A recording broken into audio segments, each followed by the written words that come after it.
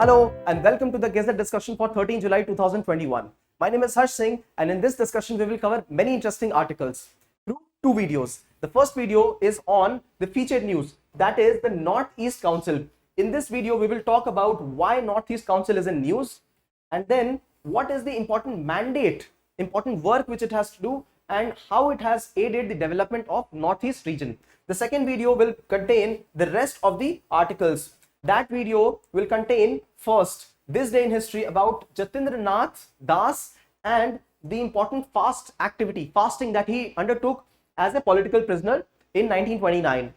New snapshot, three important updates for you. The first one is on Uttar Pradesh, which has unveiled its draft population policy. Right. The second one is about RBI entering into Retail Direct scheme. That means RBI asking retail investors to invest in government bonds. The third is India Industrial Land Banks. Important update about it regarding the Ministry of Commerce and Industry. Right. Image of the day relates to the first garden, the first cryptogamic garden in India. So we will understand what is cryptogamic garden. After that, important terms and concepts for you. Lemru elephant reserve in the state of Chhattisgarh. Second one is the mangrove species whose genome has been decoded. This will help in the development of important species in the saline areas. After that, we cover an important disease called as acute encephalitis syndrome, AES. After that, we have net stable funding ratio relating to the trading of gold. Two important editorials for you today. The first one relates to job creation in India, a very good, very well written editorial, and the second one is about how education can aid into reducing the prejudices around the world. Important case study of today is on the vaccine campaign being aided by corporate social responsibility. So let us begin the discussion. This day in history is on Jatindra Nath Das. He was an important revolutionary who was active during the period of 1920s and he was caught and he was jailed in the Lahore Central Jail.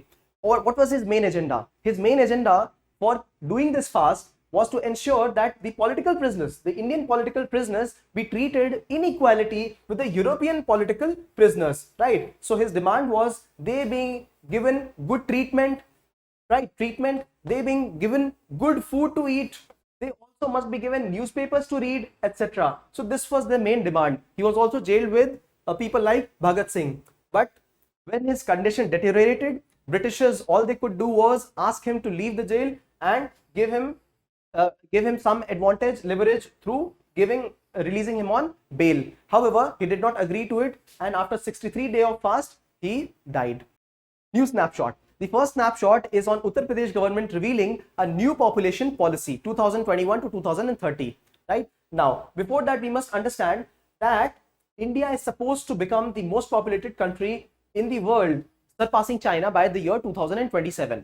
In this context, Uttar Pradesh has revealed its own population policy for this decade. It revealed it on 11 July, the World Population Day. Now, important components of this policy do not only deal with the control of population, but also management of the population. So it talks about the elderly population, the adolescent population, the youth population, right? So elderly must need the care. The adolescent must get the health, education and skilling benefits in the state. So this is what the policy talks about. The policy also talks about the management of the newborn, right? For example, the two-child norm policy, which has been revealed by Uttar Pradesh, it says that if people have more than 2 children, then there will be some penalty for the people who have them. For example, elections, the people will not be able to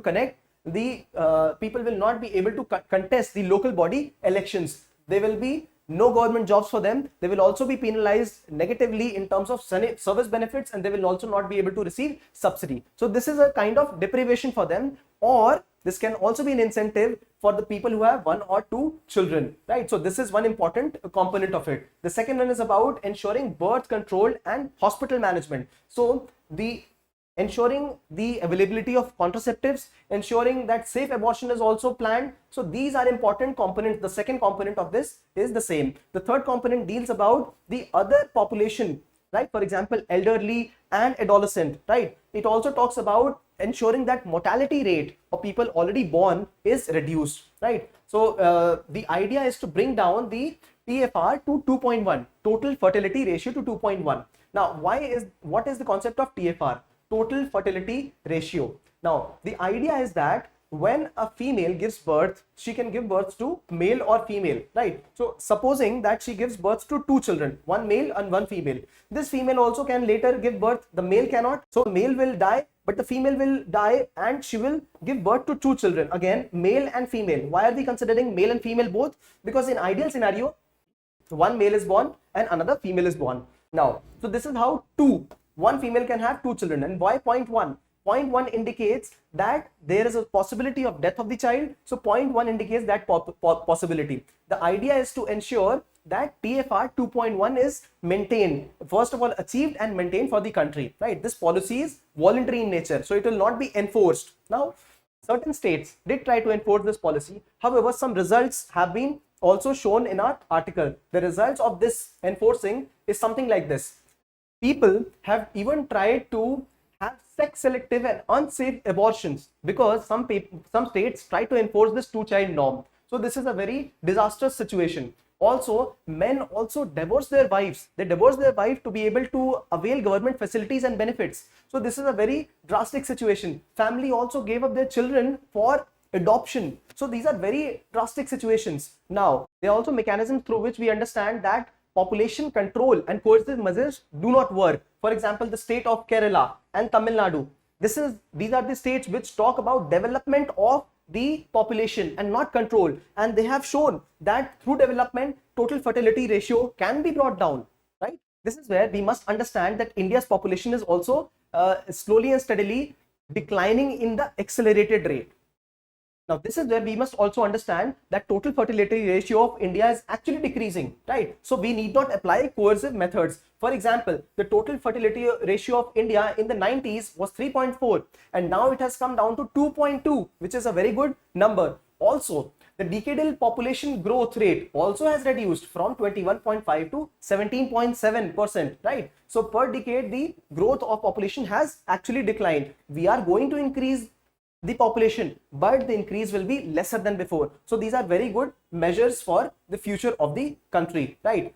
How will we conclude this article? The conclusion will be very simple. Development is the best contraceptive. If we aid people, especially the females of the family, then they will be more empowered, there will be less deprivation, they will be more educated, there will be less inequality, and through social and other gender empowerment measures, they will ensure that new childbirth is controlled and managed well, right? So this is the snapshot number 1. The second snapshot is on RBI Retail Direct scheme. Now this scheme is about ensuring that the retail investors and the individual investors also participate in the government bonds, right? Purchasal of government bonds. Right now, only institutional players, big players, for example, banks, for example, PSUs, for example, private bodies, they are able to purchase the government bonds, right? Treasury bills, which are short-term bills. Then we have dated securities. Now, these are all purchased by the big players right now. So through this mechanism, even the retail investor will be able to purchase the government bonds, gilted securities, right? The government is trying to collate and collect a lot of money from people because in times of COVID, the government has gone in deficit. There is more expenditure and there is less income, right? So government is trying to sell these bonds in its own name to the subscribers and they will in turn get interest. The subscribers will get interest. And as of now, these bonds carry a lot of amount, right? Crores and crores of amount. So there are big players only in the market and small players were not included. But through this scheme, retail direct scheme, the small players, individual players, you and I can also participate in this bond market. So this is the scheme about, right? Any individual can participate who has this PAN card with KYC and mobile number. This is what is mentioned in this particular news, and there will be no competitive bidding. That means if I have said I'll pay 50,000 rupees for one piece of the bond, it is not that somebody else says 60,000 and they'll get it. This will be a non-competitive bidding process. So for example, allocation of the bonds, right? Random allocation, those things can happen. How can they be sold later? Just as simple as selling and buying of shares. So this is the update of the article. Now, this will act as one-stop solution for retail investors to participate in gilt-edged securities, the safer securities of the government and important organizations, right? This will also democratize the ownership of government securities. Till now, it was only with bigger private bodies, corporate bodies, people who could afford a lot of finances, but now it is also available to the small financiers like us, right? So through this mechanism, a lot of money will be mobilized in the economy, also in the gilt-edged security market. So it is a very good development for the nation. The third snapshot is on India Industrial Land Banks. What is it? This is a portal which is created by Ministry of Commerce and Industry. What does this portal do? The main idea of this portal is to have a resource where an online resource where all the land in India can be mapped. So what they have presented is a GIS based mapping of all the land resources in India, where there are schools, for example, where there is a water resource, how much land is available for utilization, where are the airports located, right? Where is the urban area, how much agricultural land do we own, what type of resource is utilized for forestry. So all of them will be mapped in this India Industrial Land Banks. What is the important agenda in the news? The news is that if we have an important resource of land, so important greenfield projects can be mapped accordingly. There are a lot of industries which are looking for important areas where they can actually target their development, right? They need important areas for future development, and this is where this resource, this India Industrial Land Bank, will come into play, right? So this will act as a decision support system, especially for greenfield projects. So what are greenfield and brownfield projects? Brownfield projects are the projects which are rebuilt on the same area. For example, Chandni Chowk, if it has been constructed again, so it is a brownfield project. But if there is a new airport being constructed in New Raipur, a new area, so that is a greenfield project, a project being formed right from the scratch where there was no land, no construction beforehand. So for these projects, it will enable a smoother mechanism, right? Now this is where I must remind you of Singur to Sanand. Now Singur is in West Bengal and Sanand is located in Gujarat. This is where Tata company started its manufacturing of the Tata car Nano, right? It's initiated in Singur. Land was also given, but later the locals they rebelled and there was a huge mass movement, because of which Tata had to shift its plant from Singur to Sanand, right? So in case we have land bank, and a resource managing the land bank, these kind of events will be avoided, right? So industrialists will have a far better avenue for investment, and this is where the portal has approximately mapped 4,000 industrial parks around the country, 4,000 industrial parks. So this is where the planning and management of industries in India can be done, right? So very good development. And the best part about this is that there's been a 30% increase in the page views of this portal, right? So more people are actually viewing this page so that they can plan their development for future. So this is acting as a pre-investment advisory for the industry bodies. Okay, so this is what is the update. This website, this portal also maps the raw materials, agriculture, horticulture, mineral, natural resources, all of it, right? For example, distance from key logistics nodes. For example, if we have coal resources, if we have HEP, hydroelectric resource, so mapping of all these distances will be done from the land banks that we are creating. So this is what the portal is about, an important portal, and this is how it is going to aid the development of the country. Now, we have studied this article, but now looking at the holistic picture, this is about property, right? Not property registration, but property. Now, in ease of doing business, India has jumped leaps and bounds. And this is where I would like to indicate how many snapshots have we covered on this. We have covered contract enforcement. India has improved on contract enforcement now, and we have covered a snapshot on that. We have covered paying taxes many times. We have covered trading across borders just yesterday, right? So these are many parts of it we have already covered, and we have covered an important component here also, right? So this is where your ease of doing business is getting associated with the snapshots that we have covered. These are the parameters on which ease of doing business is rated by World Bank. Now, in 2014, India ranked 142nd out of 190 countries, and in 2020, our position is 63rd, only because we are making strides. We are making developments in all these special areas of the ease of doing business. So please remember these special points and how we are covering snapshots through this. Image of the day. image of the day is on India's first cryptogamic garden, which got formed at Chakrata in Uttarakhand. Right. So what is cryptogamy? What is cryptogamy? Cryptogamy is a type of reproduction process which is hidden in nature. There are two kinds of reproduction, which are asexual and sexual reproduction. This is where we need a male and a female counterpart, and in asexual we do not need that counterpart. Here the traits of male and female both combine in sexual reproduction, but in asexual there is only one parent and the complete features they are translated into the offspring. So in this part we have all the asexual reproduction happening of the algae, lichens, ferns, fungi, etc. They grow very well in the moist conditions and low pollution levels, and this is the first cryptogamic garden of India, located at Chakrata, Uttarakhand. Terms and concept. The first term and concept is Lemru Elephant Reserve. Right now, in the map of India, Lemru Reserve is located right here. This is at the border of Jharkhand. Before Chhattisgarh was a state, Madhya Pradesh integrated state ensured that the elephants which would migrate into the region were drawn back into the integrated Bihar region. Right, they should not enter. But after Chhattisgarh formation, there was no policy on the elephants which were migrating inside Chhattisgarh region. Please note, elephants are migratory in nature. They keep moving from one area to other, and that is why we have elephant corridors.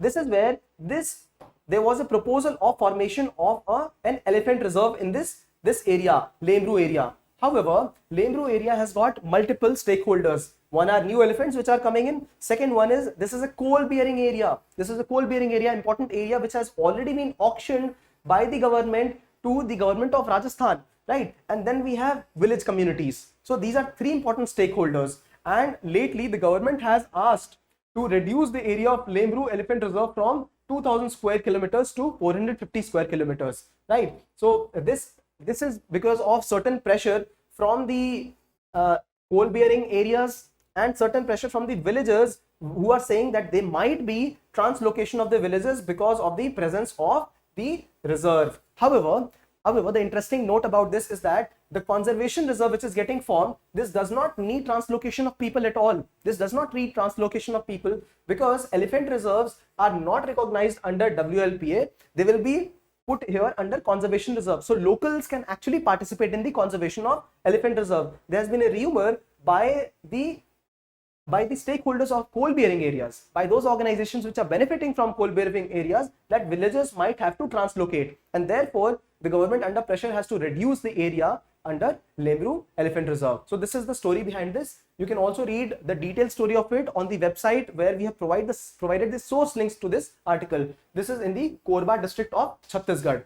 The second term and concept for today is on the mangrove species which has been decoded, whose genome has been decoded. Now this is the mangrove species, right? It grows in saline water as well, and you can see the collection of salt on the leaf of this mangrove species. Now this is a very beautiful activity through which these particular species, Avicennia marina, it controls the amount of salt which goes in the plant and how it takes it out, excretes it, right? So this plant can survive in 75% seawater, and it can also tolerate greater than 250% of seawater, right? So this assists this plant survive the salt. How? Because it has salt glands which ensure that the excess salt is excreted out. You just saw that in the photograph. Now, if we have the genome mapping of this particular plant, we can actually create new plants through biotechnology. We can ensure that plants can survive, other plants can survive in the marine areas which have more salt presence. Third snapshot is on Japanese Encephalitis-Acute Encephalitis Syndrome, AES. Yesterday we covered Japanese encephalitis and today we are covering AES. Now, as many as 50% of diseases are spread through water, and provision of water in important rural areas through Jal Jeevan Mission ensures that this kind of disease is not spread. So the important symptoms of this disease are fever, mental status deterioration. It actually happens in young adults and children, right? So if we look at the Jal Jeevan Mission, the government has structured the program in a way that potable water is brought to every rural household, functional household tap connection. This is the main agenda of this particular mission, and it has to bring in water to all the rural household by 2020. 2024. So these are the particular aspects of this mission. Net stable funding ratio. The fourth snapshot is on NSFR. This is a mechanism under Basel III norms of BIS, Bank for International Settlements, which is the bank of the reserve banks of the country. So we have banks, then we have reserve banks of the various countries. Now these are banks of India. These are Reserve Bank 1.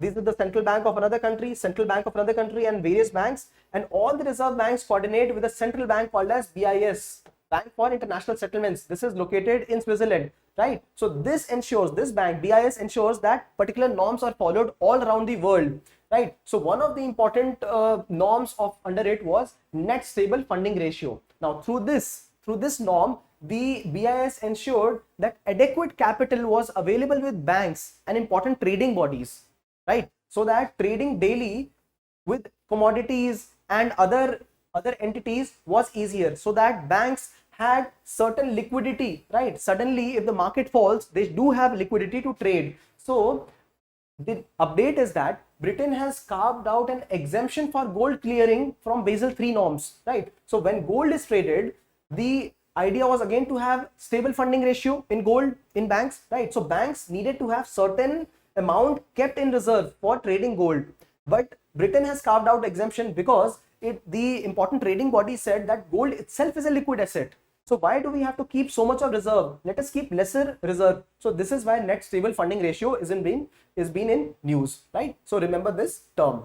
Editorials of the day. The two important editorials for the day are first on promoting job creation, and the second one is on education and removing prejudices. So the first editorial is really very good and important. Now it talks about the growth of jobs in India. In the coming 10 years, we will need 100 million. That means 10 crore jobs, and 1 crore jobs every year have to be provided in the country because of the growing youth population. We also studied this in the first snapshot, right? Uttar Pradesh in unveiling an important strategy for population management, right? Now, the three questions asked in this editorial are: first, are the bigger urban areas the places where the jobs will grow, or is it the smaller areas? The second question the article asks is, do we have the big companies which will actually be providing jobs, or the smaller companies? And the third one is, what is the role of Industrial Revolution 4 in providing jobs? So certain answers also are provided in this particular article. The article says that smaller companies can actually provide faster growth and more employment.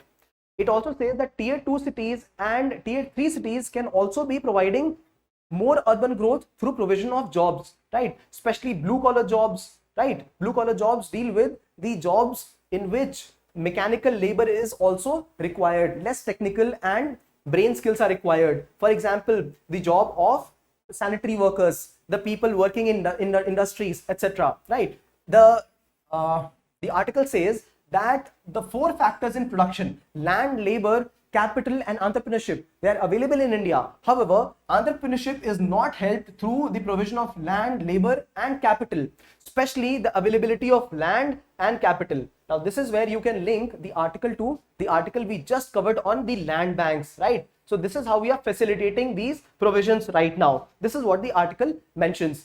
Physical and human resources are two important resources, but for human resources to be effective, they must be given health, skill and education, right? This is where we lack. But India is also good at service sector development, especially in IT. Now health infrastructure, India is also becoming an important destination for the health services. So this is what the article speaks of. The second editorial is on the provision of education and combating prejudices. Prejudices means combating the issues of caste, issues of casteism, racism, gender discrimination, etc. The article starts by saying that America, a country which has got such a good level of education, also is not able to overcome these kind of issues. For example, racism in America is still existent. The article says it is so because provision of political equality is not the end. The political provision must be also supplemented through cultural, social and economic norms, economic values, social values, cultural values, right? A child, the article says, breeds in the prejudices right from their birth, from their home, and the prejudices with respect to gender, for example, female and male distinction, the prejudices about the caste, about religion, these are all from the childhood itself. And when the child comes to the school, these prejudices are already formed, and therefore this must be trained right from the beginning, right? Revenge action. Now, the article also speaks that Canada is a country which is very much liberal, and Canada is the place where revenge action also happened against the people who were retaliatory in nature, right? So people who favored racism, there were attacks against them. So this is a only short-term measure. The idea is to promote equality and equanimity through education, right? So how to do that? How to mitigate these prejudices? By teaching right from the beginning to a particular child, by ensuring that media also participates in the best capacity and manner to educate the child, right? So this is where you can also link how we have got new policies for ensuring the cinemas are transmitted in a very good manner to the children, right? Case study of the day. Today's case study is on the frontline workers who are teachers, right? A lot of teachers have aided during the corona times. However, the actual education could not still be provided, right? There's an effort to bring back the whole social setup of the traditional form of education, in-person learning, but it is being aided right now through vaccination process. Only after vaccination is complete, then the online mode can switch back to the in-person teaching mode. But this is being impeded because of lack of transportation, also because of fear of long distances for vaccination. And this is where Uber and UNESCO have come together to ensure that teachers are vaccinated. They are ensuring free travel of the teachers to the vaccination places and back to their homes. Now this case study is a beautiful case study which talks about leadership, innovation, fraternity, equality, and the spirit of brotherhood during the times of corona. Also CSR, corporate social responsibility. So important responsibility Uber, the cab aggregator, has taken here. You can mention in your case studies, right? So this is the case study of the day where Uber and UNESCO are helping in the vaccination process of the teachers. Thank you.